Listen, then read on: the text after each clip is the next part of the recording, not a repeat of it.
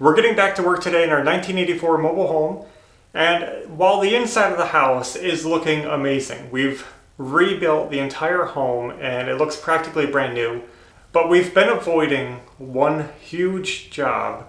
We still have to insulate the entire underbelly of this home. 14 by 60 feet of insulation that we have to get up under here over all the chassis. It's going to be a hassle, and that's why we've put it off. Two reasons. It's a hassle, but also because we had to make sure we were done with all the wiring, all the plumbing, etc. We're going to start small, and I'm going to do one run, hopefully today, of this trailer. So what we have is, this mobile home is built kind of interesting because these joists run from one end of the home all the way to the other. So instead of the traditional joists that run this way across the chassis, the joists actually run in the same direction as the chassis. So they're 60-foot long joists going all the way. So what we have to do, what I'm going to do is just run insulation straight down one bay. We have 7 bays, and we're going to start with this one right here on the outside. See how it goes, get in the rhythm, and start getting this closed in. This is only one step of the job. After all this is insulated, we still have to seal it up with our vapor barrier, which that in itself is going to be a tricky situation to deal with. So we'll figure that out when we get there. Let's bust open the insulation and get installing. We're going to be using R13 faced insulation. This is 23 inches wide because of our wide floor joist spacing. Let me tell you guys, if you have to do this job, if you have to use fiberglass insulation, try this next gen stuff out. This pink next gen fiberglass insulation, it's amazing to work with. It's so much less itchy, less dusty. And that's important to me because I'm not going to be using my mask under there. So just a warning. I know a lot of people will say, why don't you have a mask on? It's because I just don't have a proper mask to wear under here. And I can't wear my respirator right now, my powered respirator, because it's going to be too hard to slide around down here with that on. So we got the best insulation we could. That's going to be the easiest to work with, and it should go pretty smoothly. Evie's going to hand it to me. I'm going to be under there packing it in. Alright, my tool of choice today is my powered stapler. Put it right here in front of me. In here. Yep, like that.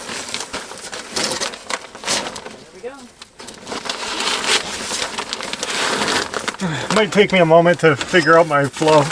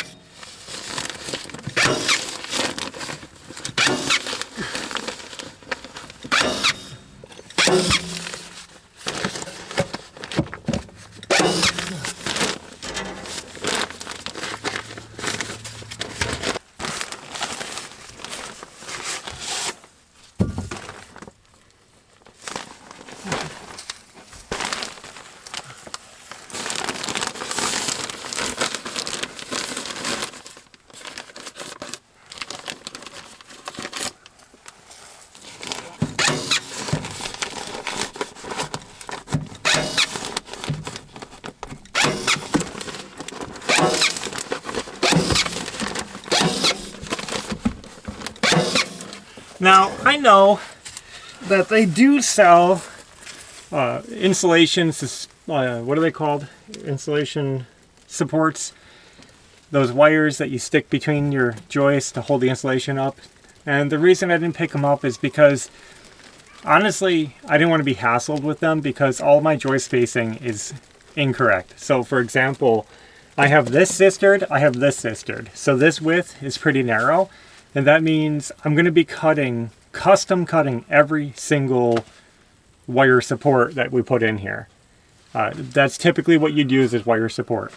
And it would just make this job so tedious to cut that spring wire every single one, basically every 12 inches cut it to size, cut it to size, cut it to size, and it'd be like that on the whole house. So I'm just thinking I need to find another way. For now, we're just gonna staple it up and we'll take it as it comes, I guess.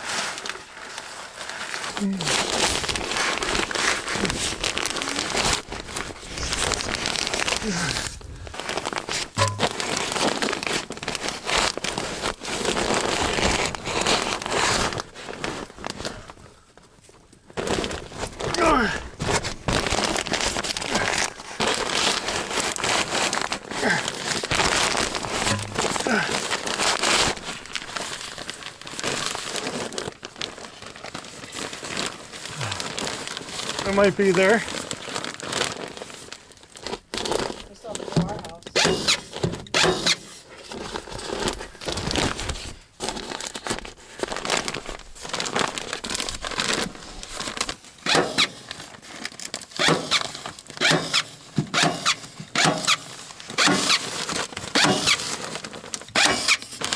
I'm out of staples already. Now, it might seem backwards. If some of you guys are watching this, you might be thinking that the insulation should be facing the other way, so the paper's facing up. So let me just cover that really quick. Normally, you want your vapor retarder facing the inside of your house. You would want this facing towards the floor, right? So it seems upside down, but you got to keep in mind two things. We're in the South, in Florida, and in Florida, you generally want your vapor barrier facing outside. So it's opposite. So I prefer this facing outside where the moisture is. This is where the humid air is usually. And the other thing is that it just doesn't matter, and I just want to get it up, and this is the way I want to do it. It makes it easier and cleaner for me to work. Honestly, I don't think it would make a difference which way it faced. There's technicalities, and we're technically doing it right for our climate zone, but I don't really think it matters.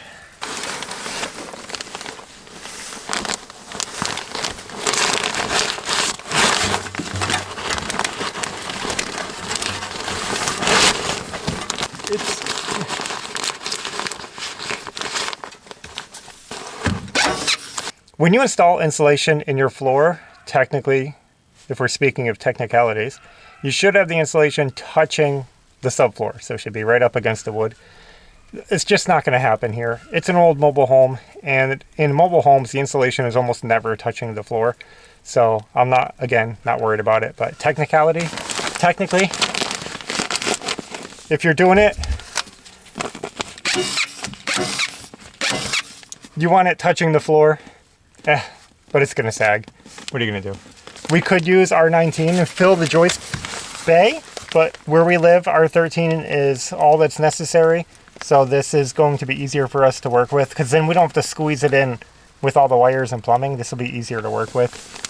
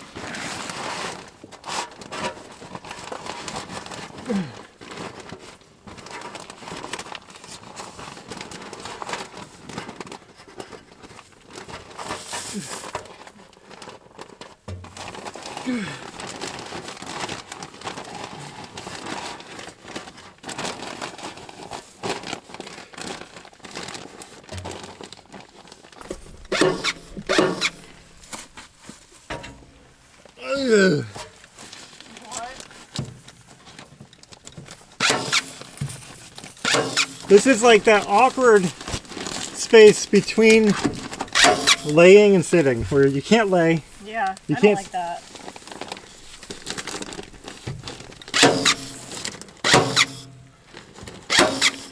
I'm out of staples, I think. I'm already holding one. Is that handy?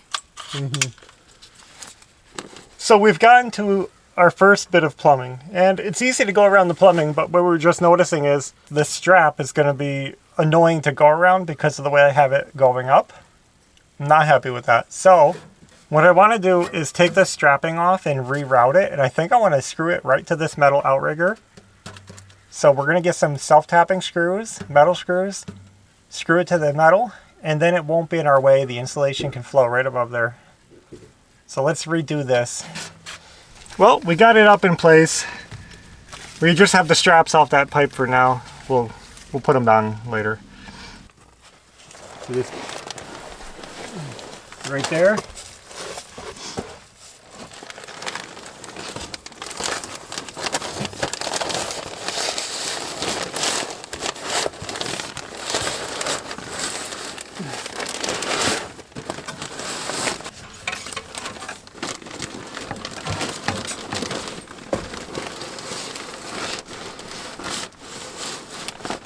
Yeah, nice and snug.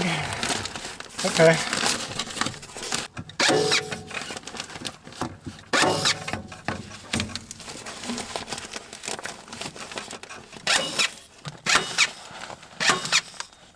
Oh, it's falling in my eyes.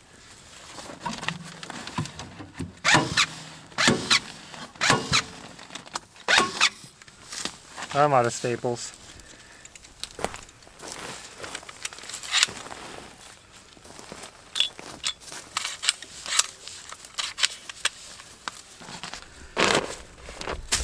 There it is. Well, we got 3 more bats. Yeah. We're almost to the end. Wait, it might be 4. There's 3 over there, this one, so that's 4. Oh, there's 3 over there? I think so. We'll use them up on the next bay. Alright, I guess I have to do this. Yeah. Can't delay too long.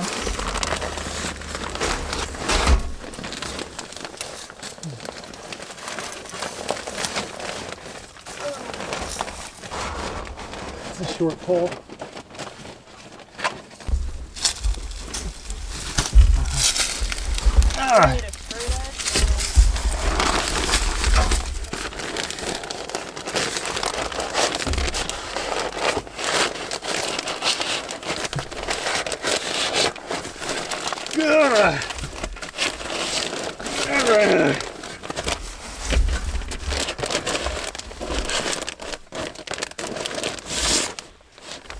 There it is.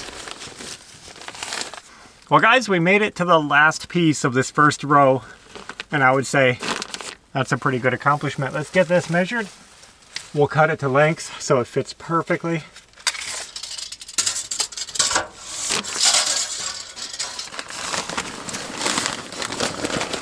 Can you come down and hold it up at the end here?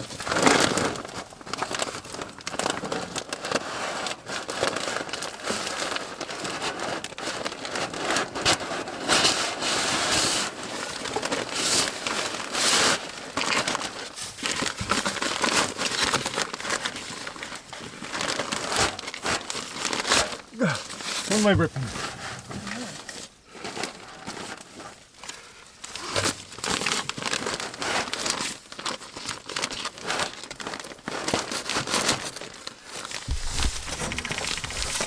Okay, so we have the first row, our first bay, finished on the length of the home.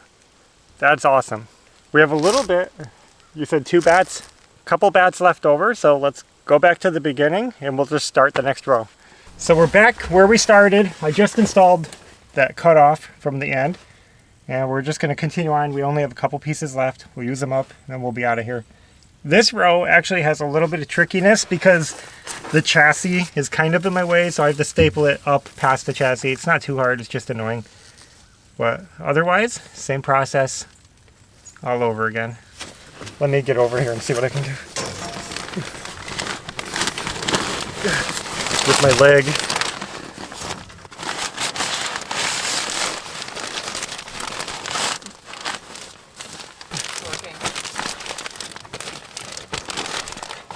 a good thing I took that ballet class. Yeah.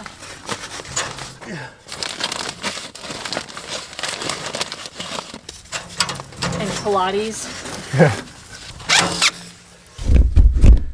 The question is, can you guys believe that I just did over 60 feet of insulation, and right now I'm not itchy. I don't think I'm itchy. I don't feel itchy. And I'm not sneezing. Coughing. My nose isn't running. I'm not hacking up my lungs. And that's pretty amazing, because I'll tell you, use the wrong insulation, this would be 10 times worse. Yeah, even rock wool is coughy and Yeah. scratchy. I'm telling you, the next gen is awesome. Worth it.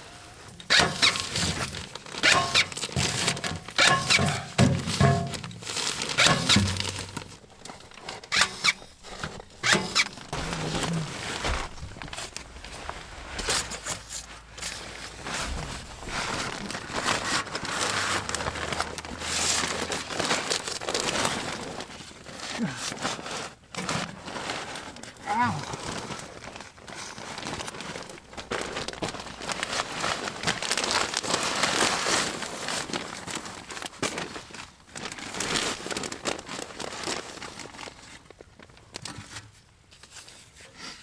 Just so you guys know, I didn't take ballet classes. Just to Or Pilates. clear that up.